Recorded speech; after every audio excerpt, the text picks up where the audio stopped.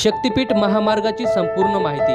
मित्रांनो, शक्तिपीठ महामार्ग हा भारतातील राष्ट्रीय महामार्ग आहे आणि राष्ट्रीय महामार्ग हे भारतातील मुख्य रस्ते असतात।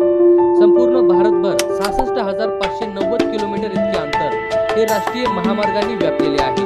भारतातील सर्व राष्ट्रीय महामार्ग हे भारतातील राष्ट्रीय महामार्ग प्राधिकरण म्हणजेच NHAI आणि राष्ट्रीय महामार्ग व पायाभूत सुविधा विकास महामंडळ मर्यादित म्हणजेच NHIDCL व राज्य सरकारचे सार्वजनिक बांधकाम विभाग म्हणजेच PWD द्वारे व्यवस्थापित केले जातात। महाराष्ट्र सरकारने नुकतेच समृद्धी महामार्गानंतर शक्तिपीठ महामार्ग बनवण्याचा निर्णय घेतला आहे।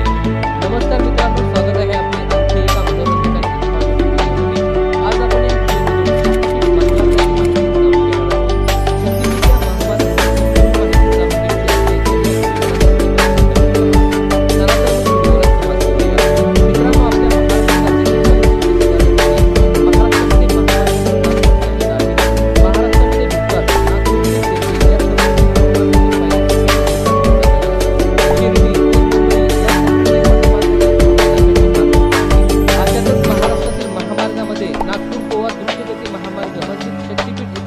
तयार करण्याचा निर्णय घेण्यात आलेला आहे।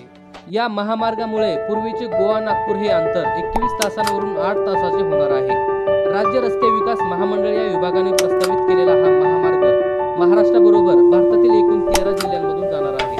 शक्तिपीठ राष्ट्रीय महामार्ग हा नागपूर, वर्धा, यवतमाळ, हिंगोली, नांदेड, बीड, लातूर, परभणी, सोलापूर, उस्मानाबाद, कोल्हापूर, सिंधुदुर्ग आणि गोव्यातील पत्रादेवी अशा एकूण 13 जिल्ह्यांवर जोडला जाणार आहे।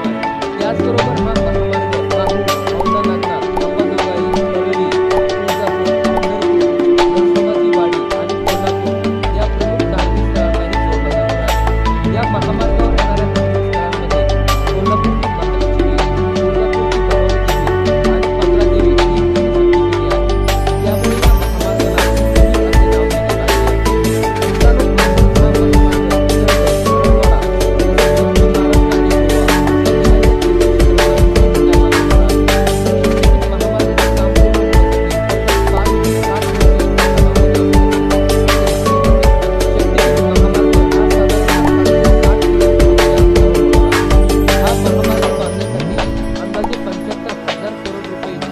महामार्ग आणि हा संपूर्ण महामार्ग 6 लेनचा असणार आहे।